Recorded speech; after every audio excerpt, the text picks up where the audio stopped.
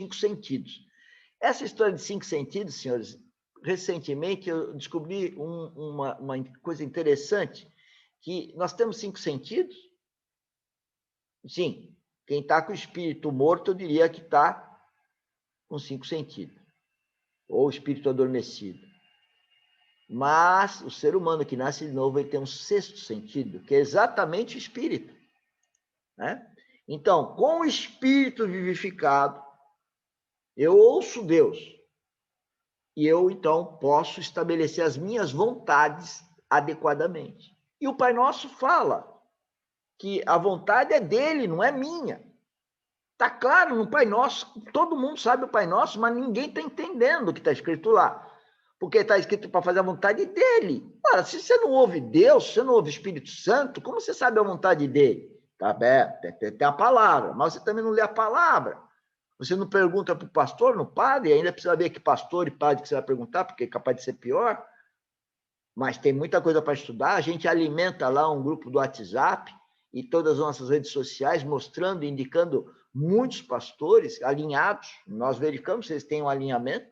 Pode ser que um ou outro foge um pouquinho, mas como tudo em engenharia nunca está perfeitamente alinhado, a gente sabe que o ser humano não vai sempre estar perfeitamente alinhado, porque ele é um pecador, ele peca, né? E, de repente, uma palavra ou outra está sendo errada. Então, a intuição está ligada com a nossa vontade, que a vontade é a vontade de Deus, não é a nossa vontade. Por isso que a história de eu isso, eu aquilo, meu carro, meu isso, meu aquilo, está errado. Tem que ser nosso. É meu e do Espírito Santo, pelo menos. Mas aqui do nosso grupo, deve ser nosso, de todos nós, e evidentemente do Espírito Santo de Deus. E a comunhão? Ô, coisinha difícil, hein? Coisinha difícil. Vocês vejam, nós não conseguimos ter comunhão entre marido e mulher. A comunhão entre marido e mulher é difícil. E é a obra-prima de Deus, é a família. Começa aí o homem e a mulher. Cadê a comunhão? Maior índice de divórcio. E a comunhão entre irmãos? Difícil. Mas era para ter. E por que não tem? E a comunhão entre nós aqui?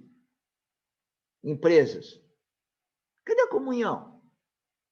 Se eu, como contratante, contrato lá mediante até um contrato, um cláusula, e o senhor não obedece? O senhor se acha ainda um empregado meu? Não entendeu que não é? E por que não é? Porque essa história de empregado está ligado ao vínculo empregatício, que é coisa do demônio para mim. Por quê? Porque é aplicado pelo ímpio, não pode dar coisa boa. Então, nós queremos aqui fazendo um sistema cristão como qualquer igreja faz.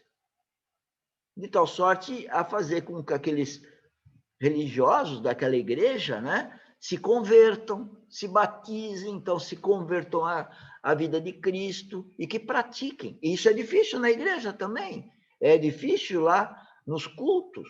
E eu vejo os pastores criticando direto e reto a apostasia, por exemplo. Né? É só ir no nosso grupo WhatsApp, tem lá bastante referência para os senhores estudarem. Então, essa comunhão está ligada com os sentimentos. E o único sentimento verdadeiro, que vem de Deus, qual que é? É claro que Deus é amor ágape.